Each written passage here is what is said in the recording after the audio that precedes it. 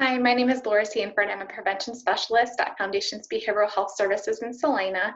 We provide a wide variety of services, including alcohol and drug prevention, suicide prevention. That's specifically some of what I do prevention-wise. And we also provide drug and alcohol counseling, mental health counseling, psychiatric services, case management. We have peer recovery support services as well.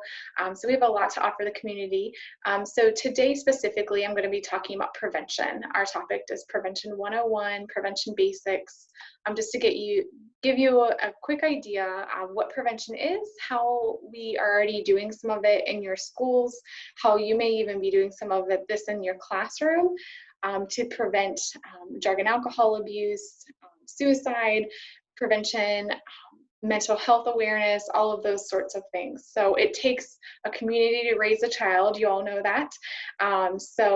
This is really important for you to be informed on what you can do to help our community, and also your students, your own youth that are in this community, because we're really proud in Mercer County to have a great community the way it is. But we can always, just like any other community, we can always work together to make things even better than what it already is. So I wanted to give a quick thank you to OCAM, which is the Ohio Coaching and Mentoring Network. They actually kind of gave me the meat of this presentation. I added local stuff to it to make it more applicable to all of you.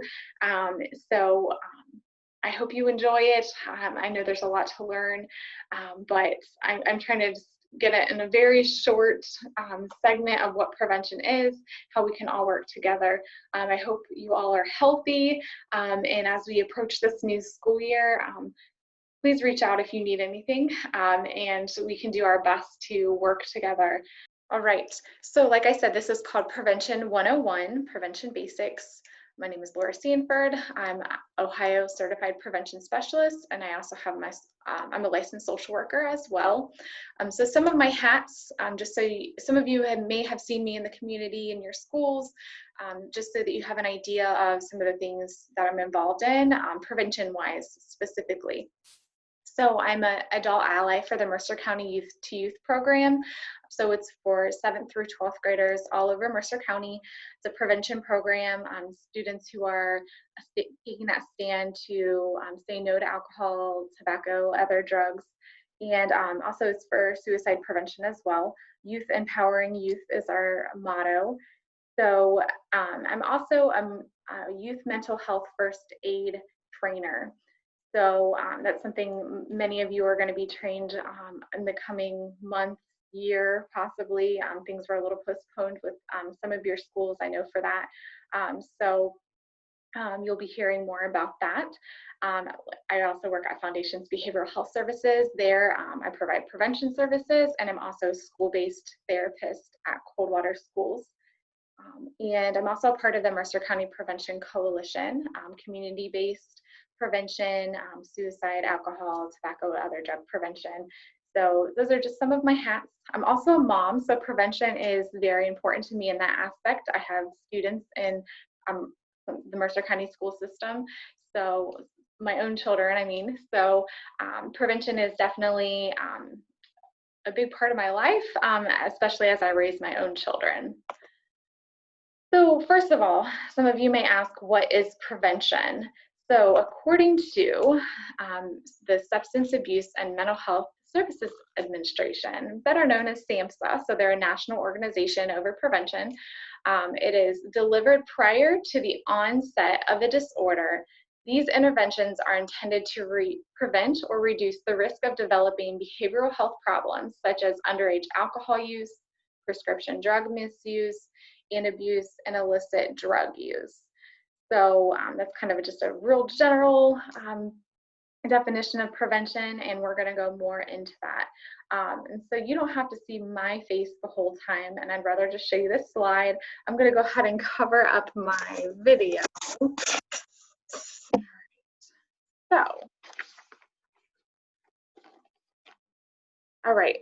So research-based prevention programs can prevent an onset of a disorder. So those could be things like substance abuse disorders, even bipolar disorder, those sorts of things. Sometimes prevention can be key to that. And I apologize, there is somebody mowing around my office. So the term research-based means that these programs have been rationally designed based on current scientific evidence. They have been rigorously tested and shown to produce positive results. Scientists have developed a broad range of prevention programs that positively alter the balance between risk and protective factors, and we'll be talking about that a little bit later, for drug abuse in families, schools, and communities. Studies have shown that research-based programs can significantly reduce the early use of tobacco, alcohol, and other illicit drugs. So prevention promotes the health and safety of individuals and communities. It focuses on reducing the likelihood of or delaying the onset of behavioral health problems. Example, being substance abuse, mental health illness, suicide, and gambling. All right, and something I like to throw in here as well is, so the earlier somebody starts using drugs, for example, alcohol, we'll use alcohol as an example. So the earlier somebody uses alcohol, the greater chance they are to become addicted. And a big part of that, and not just with alcohol, with any other drugs, even with social media, all of that stuff, a big part of that is because of their brain development. So, so that's something we really need to stress with these students is, you know, we're not trying to be mean and say, hey, you're not allowed drinking even though your friends are drinking. An excuse we can use is alcohol affects the brain. Your brain is not fully developed until you're in your mid-20s, sometimes 25, 26, it kind of depends. Guys take a little bit longer. Guys don't like that so much, but that's just how biology works. The earlier students start using these substances or get involved in particular behaviors, even things like cutting and self-harm, their brain is still developing, and they're more likely to become addicted. They're more likely to then turn into a diagnosis if it's not treated early. So that's why prevention is key. It's a lot cheaper to prevent something from happening in the first place. Even precautions don't always prevent everything from happening. However, we can take those precautions with using prevention services to hopefully delay the onset and likelihood of addiction for these students. All right, so why should we focus on prevention? So now I'm going to have you take a break from my video. So I'm going to have you pause this video, and I want you to watch this video that I have a link here, and you should also, however you're getting this, they will have a link for you for this video so that you can watch it. It's about 12 minutes long. So, and then once you're done with that, if you could come back to this presentation, play it, continue with the presentation.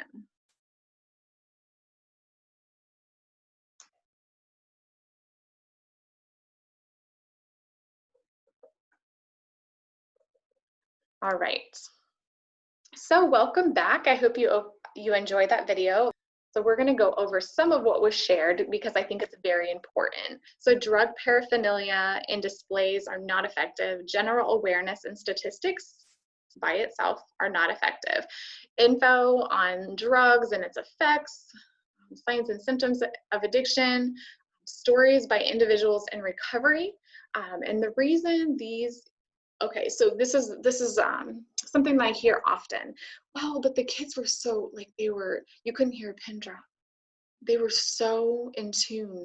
They were emotional. We had kids crying, okay? Emotions don't change behavior. Could they for some? Yes, definitely, okay? But for the majority of students, just being emotional about something doesn't change behavior that may already be occurring or about to occur. Because teenage brains, because they're still developing, they process this differently than our adult brains do, right? Info on treatment and recovery, not prevention. Program promotion and relapse prevention are also not effective prevention. So back to scare tactics.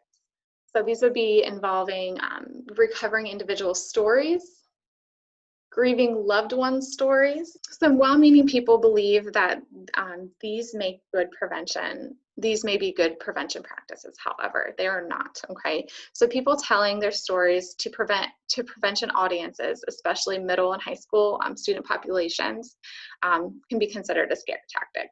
Family members or friends, sometimes still immersed in early stages of grief, telling the story of their loved one whose substance abuse, for example, usually led to severe consequences ranging from injury or death or of a loved one or others. Once again, this hits the emotional part of child's brain, okay? Fake funerals. Some high schools have hosted events in which a student has died, quote unquote, typically due to their substance abuse. These events can include an actual coffin being brought into a gymnasium as part of a school assembly, considered a scare tactic, okay? Might hit your emotions, but isn't shown to change behavior. Graphic imagery and language is often used to horrify or create just fear in the viewing or reading audience.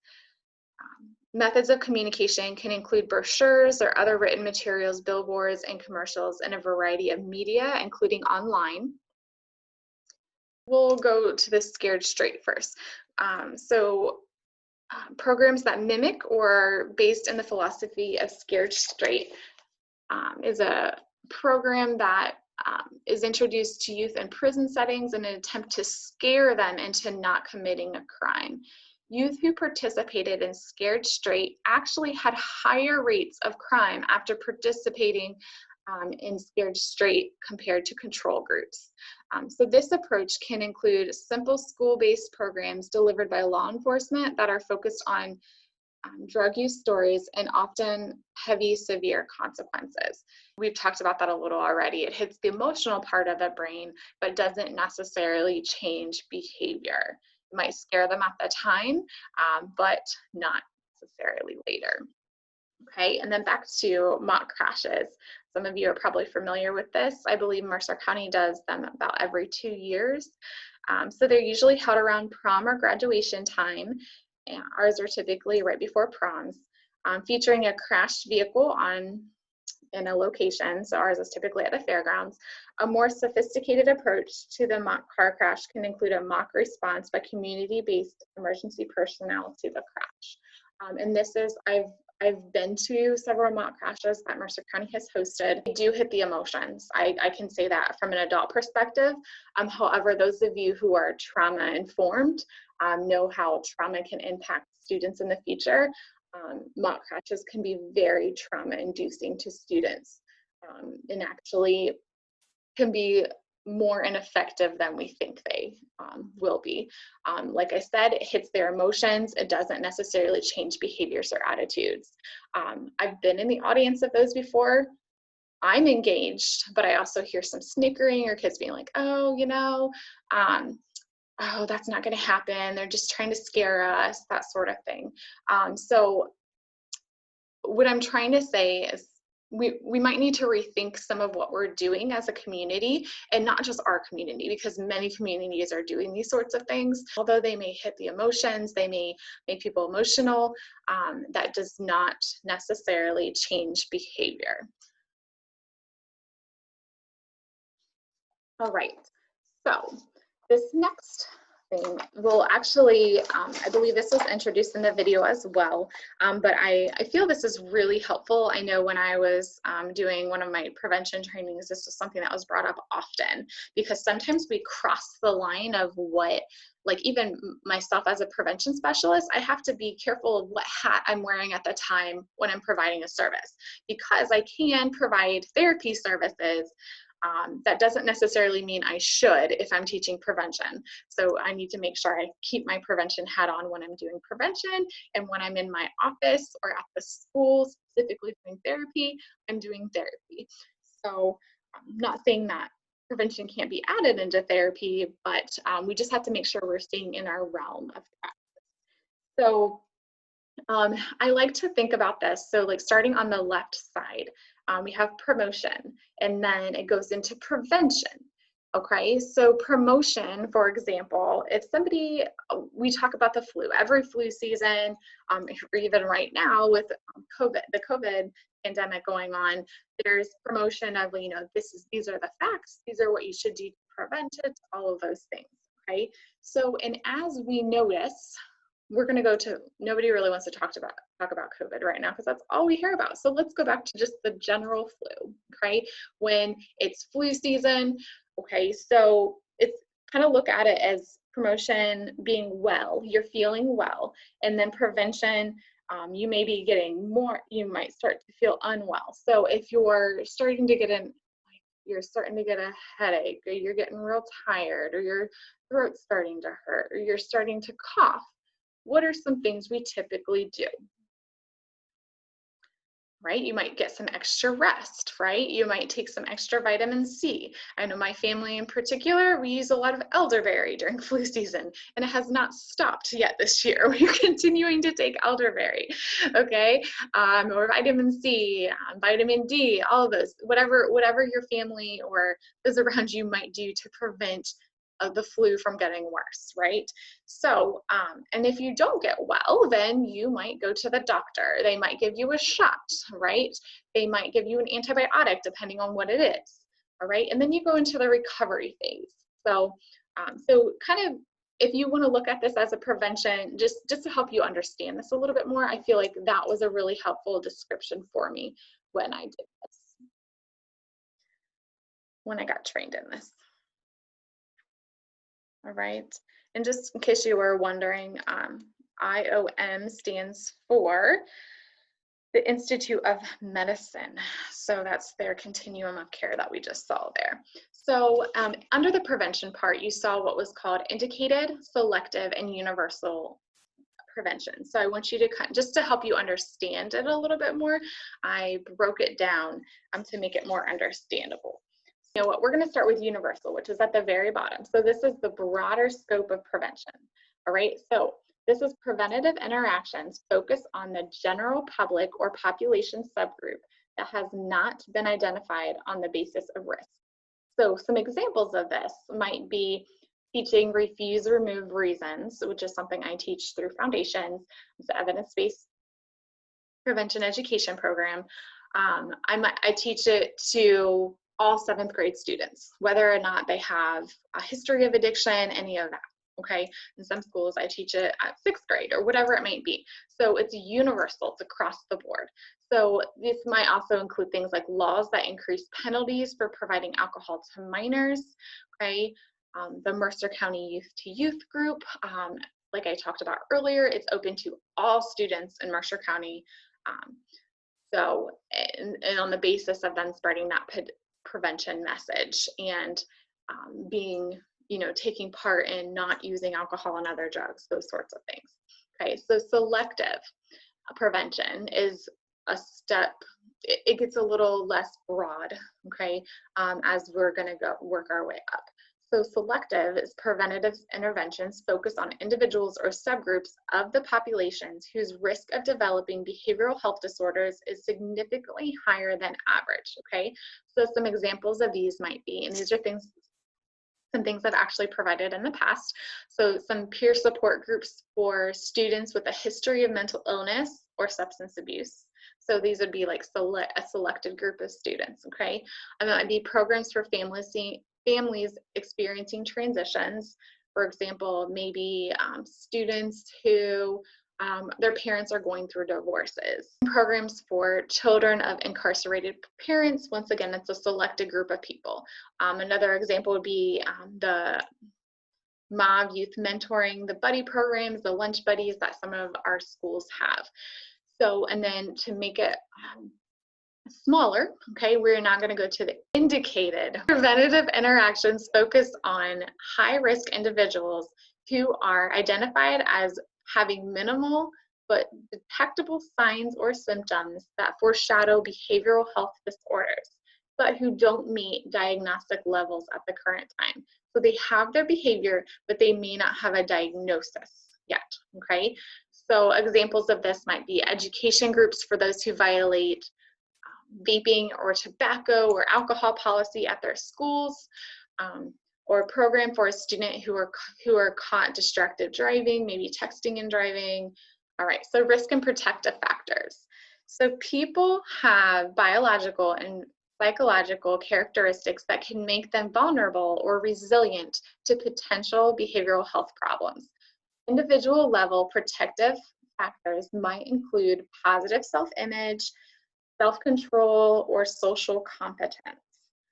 Protective factors reduce the likelihood of behavioral health problems occurring. Okay, so if somebody has a positive self-image, they are able to control themselves, be socially competent. Those sorts of things can help reduce that likelihood of behavioral health problems, including alcohol and other drug abuse.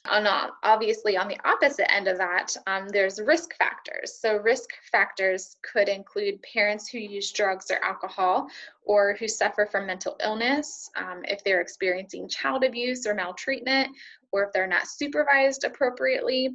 So in this context, parental involvement is an example of a protective factor. So if a student has parental involvement in their lives, for example, their parent likes to know where they go when they're with their friends, wants to know who they're with, those sorts of things help protect students from developing potential behavioral health problems. On the flip side, the risk factor is if they don't have that, okay, or if they're being abused, or there's drug abuse in the home. Those are some risk factors that could impact. So if we look at the community context, the risk factors might include neighborhood poverty and violence, and protective factors could include the availability of faith-based resources and after-school activities. So having those alternative activities for students and the access to them can be a protective factors in the community. So like in a larger context, so in the society, okay, risk factors could include norms or laws favorable to substance abuse. You work in Mercer County, I'm sure you heard that Mercer County is very well known for underage drinking, okay? And some people say, you know, well, that's a norm here. We just got to accept it, those sorts of things, okay? So that is definitely a risk factor in our community, having that norm that if you're a teenager, you drink, okay? I know not all teenagers drink. The majority of teenagers do not drink, according to all the surveys that we've done in the schools over the last every time that we've done them, okay? However, there's that norm that many people believe is true. So as well as racism and a lack of economic opportunity, those can definitely be risk factors in a society. So protective factors would include things like hate crime laws or policies limiting the availability of alcohol. Could be some protective factors. All right, so now we are going to go on to what we call the CSAP prevention strategies. I'm not expecting you to remember that name, but in case you're wondering, CSAP stands for Center of Substance Abuse Prevention. So there are 6 CSAP strategies, say that 5 times fast. And so I'm going to let you know what they all are, and then we're going to talk about each one of them. So you kind of have an idea of what we're currently doing in our communities, what are some available things that we could do that would fit some of these, and what's more effective than others. So alternative activities is one, community-based process is another, education, environmental strategies, information dissemination, problem identification, and referral. All right, so we're going to go to the first one. Education is two-way communication. So it's intended to influence attitudes and belief, okay? It also includes an interaction between an educator and participants, and that's the basis of the activity. There's that interaction. So it can focus on skill building and to check if something, this is specifically for prevention education. I know most of you are educators, but as far as prevention education goes, a checklist to kind of make sure that we know if it's education, if it's considered education in the CSAP strategy, is we have to ask ourselves, is it culturally competent? Is it developmentally appropriate? And can you walk away with a new skill by teaching this? And is there evidence for improvement in whatever behavior we're teaching about? Okay, so some examples are red flags. That's a suicide prevention program. I know some of the schools around here do use that. Mental health first aid is something I talked about earlier. It's training youth mental health first aid specifically is what many of you will be trained in the future, is training adults who are involved in youth's lives to recognize signs and symptoms, be able to get them appropriate professional help. If you notice they might be suicidal, they might be depressed, they might have some behavioral health disorders going on. So refuse, remove reasons is something that I teach in many of the schools, specifically usually in 6th, 7th, or 8th grade, and then we have done some in the high school. We have taught that in the high school, some of the high schools as well. So it's a substance abuse prevention program, focuses on refusal skills, removing themselves from situations that are uncomfortable, that may cause them to want to use, those sorts of things. And then also focusing on reasons why other teens don't use. It's video based, and then there's a lesson and follow up and all of that with it involved as well. The students like it because it's like in the videos, it's actually teens talking, and giving their reasons and their situations and how they handled them. So it's definitely focused on that refusal skills as well. So another example would be DARE education that many of you have in your schools, typically done in 5th grade, and then a lot of the schools have also implemented it at the middle school level as well. Okay, Botvin's life skills program is not something at least I'm not sure if any of the schools are currently doing this, but I know we have done this in the past. Before I started here, that was something that a lot of the schools had this program. And education, we can actually even do this through social media. For example, you could show a video educating parents on how they can talk to their kids about alcohol and other drugs, okay? And then follow up with a question and have that kind of two-way communication with them. It's not ideal, obviously, but sometimes we have to be creative in what we do because it's really hard to get parents to come to another event, okay? Anytime I've had parent programs or presentations, it's usually very slim. Parents are busy, okay? So how else can we reach them? Sometimes we have to ask ourselves that. And I do have some asterisks by red flags and mental health first aid. They're not considered primary prevention because you're identifying signs and symptoms that are already occurring, but they can definitely still fit into the education category. And it's good to have them linked up with other prevention services as well.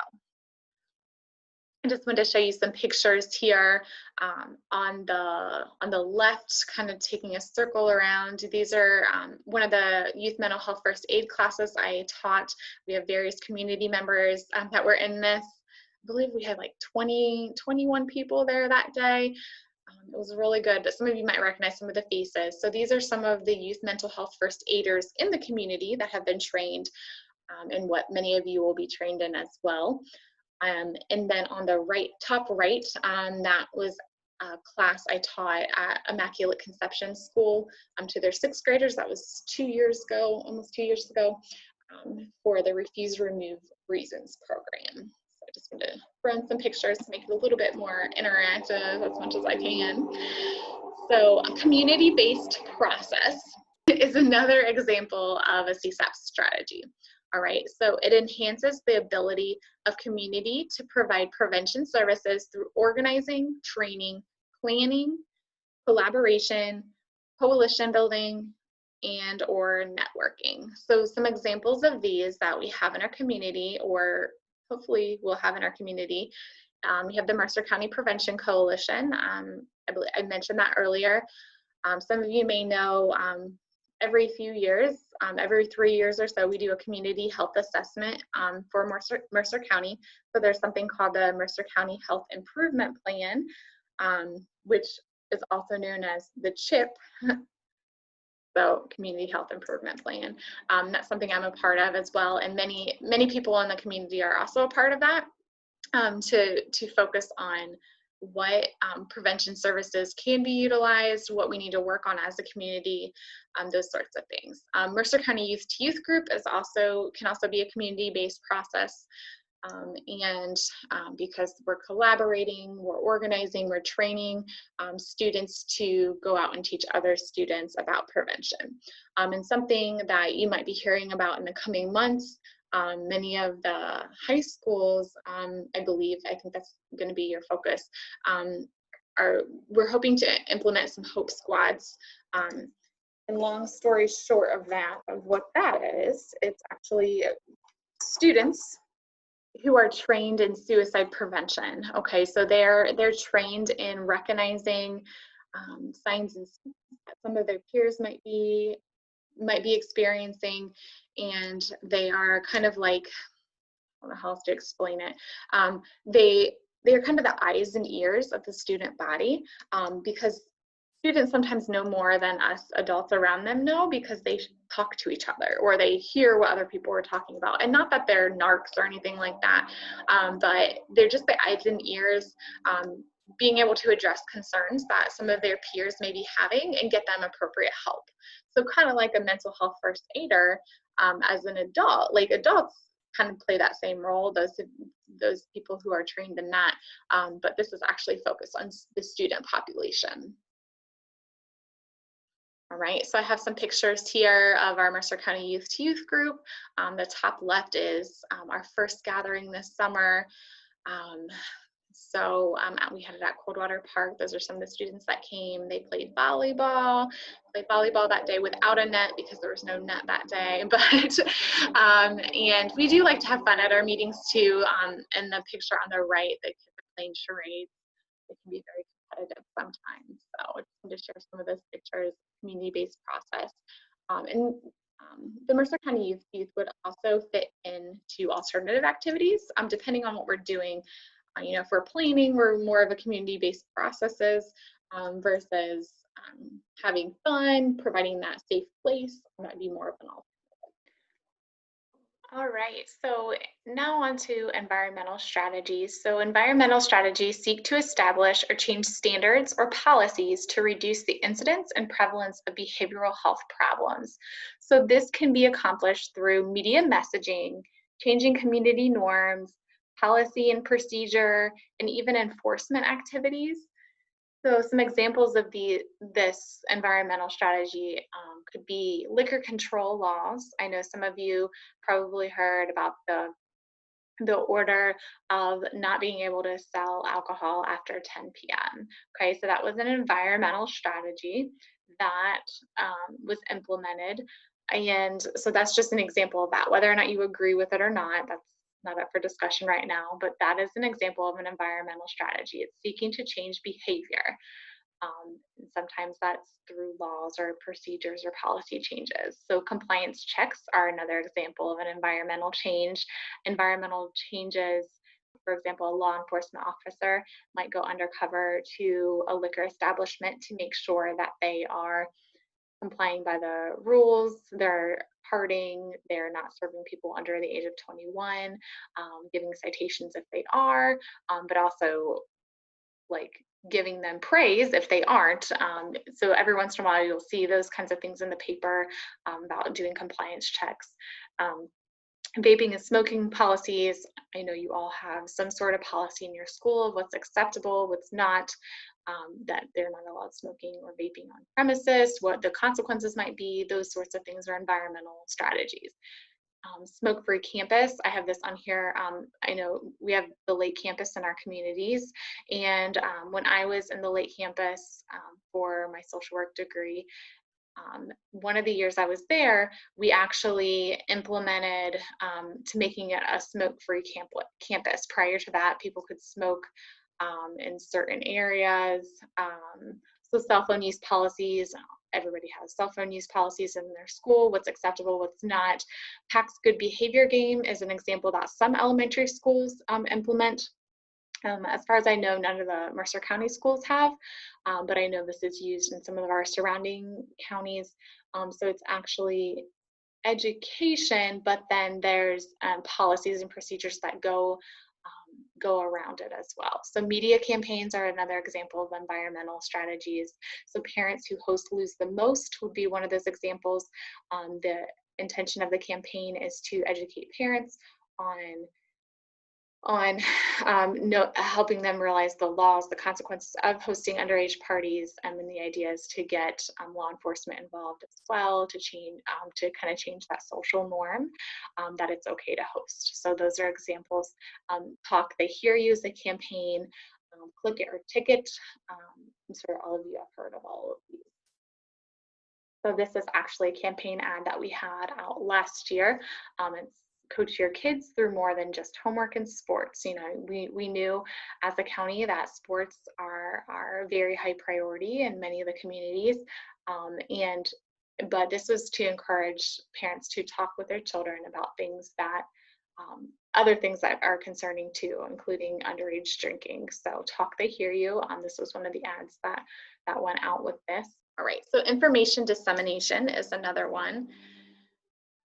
It focuses on building awareness and knowledge of behavioral health and the impact on individuals, families, and communities. So we can provide information about prevention services. It's typically one-way communication. So it's not designed to happen alone, but as a part of a comprehensive approach. All right, so some examples of this would be the Mercer County Prevention Coalition page and the posts that we share. If they're not asking questions, which typically they aren't, might just be this is information on the hotline number if somebody's suicidal or something like that. So we're handing out flyers about suicide prevention or sharing information on an event around prevention, those sorts of things. So the Mercer County Youth to Youth actually has a YouTube page. I think you should all check it out. They have some videos on there that they've done. They're called Conscience versus Vaping, Conscience versus Marijuana, Conscience versus Alcohol. We also have some videos that I created at the beginning of the quarantine about social media safety, that the students actually put together all that information about social media, and we've presented it a few times in the public, but we really felt like because students were going to be on technology a lot more, that the parents needed that message. So we have a lot of resources on there. So definitely check that out. Information dissemination. Some of it could be education if we made it more interactive, if we posted that sort of thing and then asked questions about, hey, what would you do in this situation, that sort of thing. But typically that kind of stuff is information dissemination. I have some pictures here. The top left is myself and some students went on BCSM Spectrum show. So, and then also that's them videotaping one of the conscience skits. That one specifically was the Conscience versus Marijuana skit. All right, alternatives is another CSAP strategy. And so this is providing opportunities for positive behavioral support as a means for reducing risk-taking behaviors and reinforcing protective factors.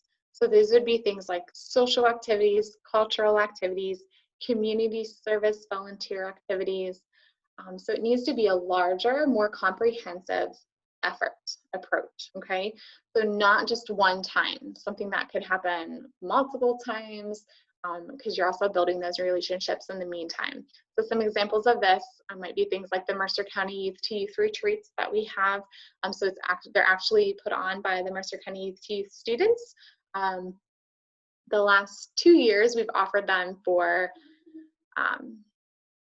5th through 7th grade students, and then we had it for 2nd through 4th grade students. Unfortunately, the 2nd through 4th grade students, the 2020 retreat had to be canceled due to our pandemic going on. So, but that would be an alternative activity. However, there are some other strategies that are used within that, because there's education being provided through interactive groups, through teaching, those sorts of things. And there's also information being given out.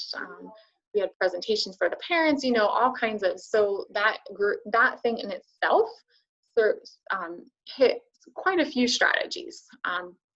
SAD groups can also be an alternative activity. And once again, it can also be educational if they're providing education or just giving information. It could be information dissemination. So after prom events, I know some of the schools, I believe their parents put on after prom event to curb kids from going to somebody's house and drinking. They have an alternative activity to do instead. So those are just some examples of things that are going on in Mercer County.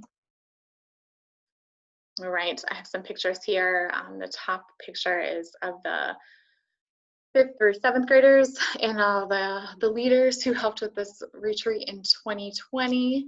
And then one of the activities that they did, it would be considered an alternative activity. They did an exercise. They learned about boxing and jazzercise, just something, a good coping skill that they could use instead of turning to alcohol and other drugs. Right, so problem identification and referral is the last one we're going to talk about today of the CSAP strategies. So this would be referring those currently involved in primary prevention services. So for example, if I was teaching refuse remove reasons curriculum to a 7th grade class, and there was a student who talked about their parents are addicted, they're thinking about using, they're around it all the time, I could maybe pull that student aside and ask or talk with the counselor and say, hey, you know what, this student, I have some concerns about this student. I think we might need to refer them to school-based therapy services, or maybe we could get them into foundations or another agency to get some help and possibly some extra support. Okay, so that would be an example of that. So this would be somebody who exhibits behaviors that indicate the need for behavioral health assessment. So it does not include clinical assessment or treatment, or SBIRT, which stands for Screening, Brief Intervention, and Referral to Treatment Services. Okay. So problem identification and referral is also used as part of a comprehensive evidence-based approach. Okay, so some other examples of this would be the Hope Squad, those students who are referring students to get help or bringing help to that student we talked about earlier.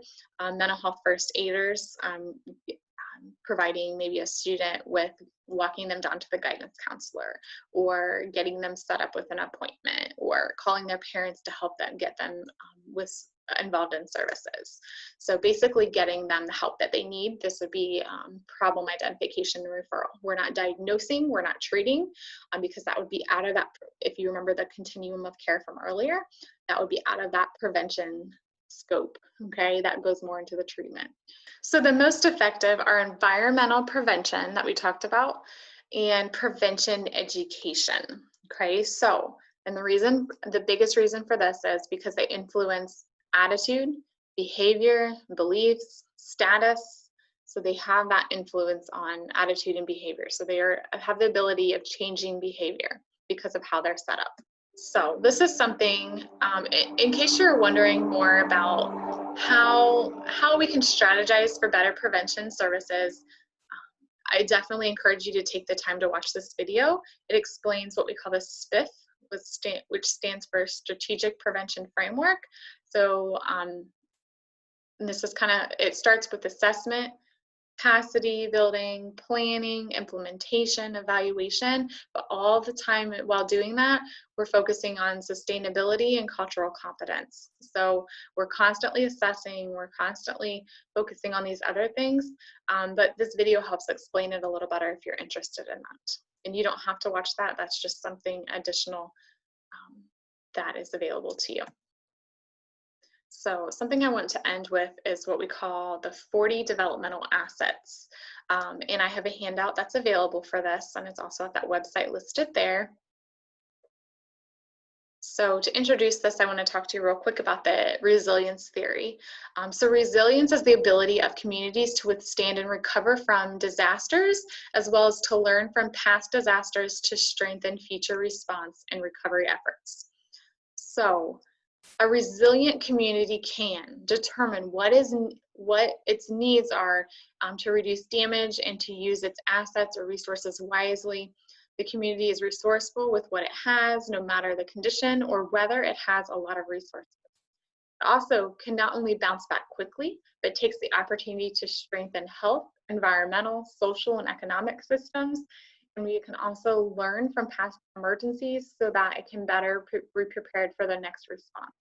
For example, last Memorial Day, we had the tornado that went through Salina and some of the surrounding area.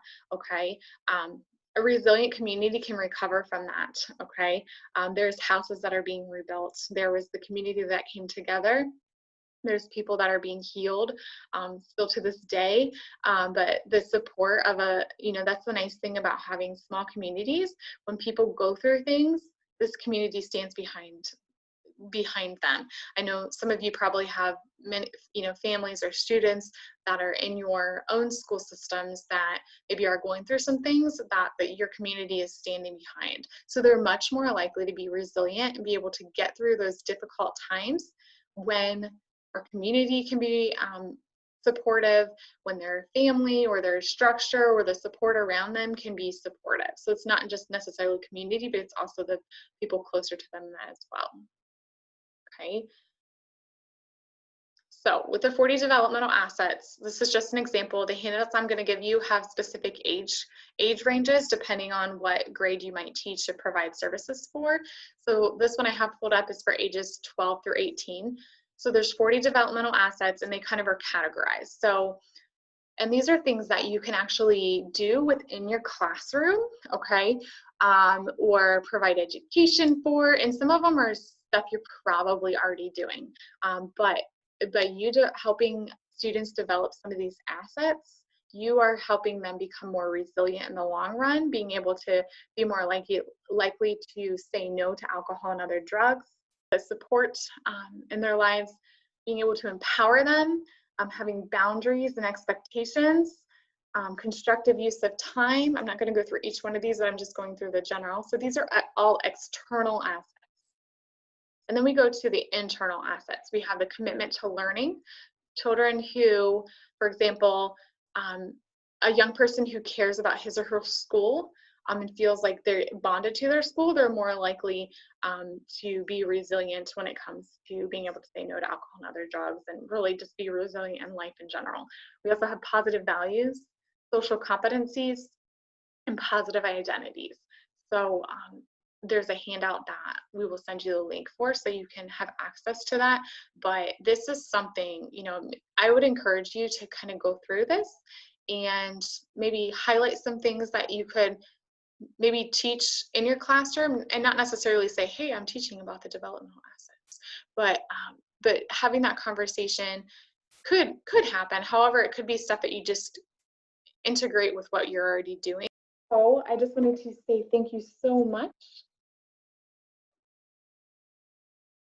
for joining me. I'm going to end with this right here. So research shows that youth with the most assets are most likely to do well in school, be civically engaged, value diversity, and research shows that youth with more assets are least likely to have problems with alcohol use, violence, illicit drug use, and sexual activity.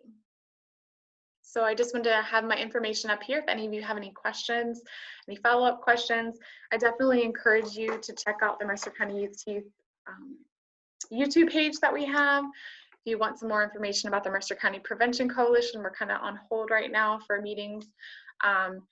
Mercer County Youth to Youth, we're hoping to start up in September. It's probably going to be here at Foundations the 2nd and the 4th Monday of every month from 6 to 8 p.m. So that's for 7th through 12th grade students. So if you have any students in your classroom that might be that might benefit from that, or even your own students in your homes. So here's my information if you need to get a hold of me. Thank you so much for joining in. I hope you learned something, and thank you so much and have an awesome school year.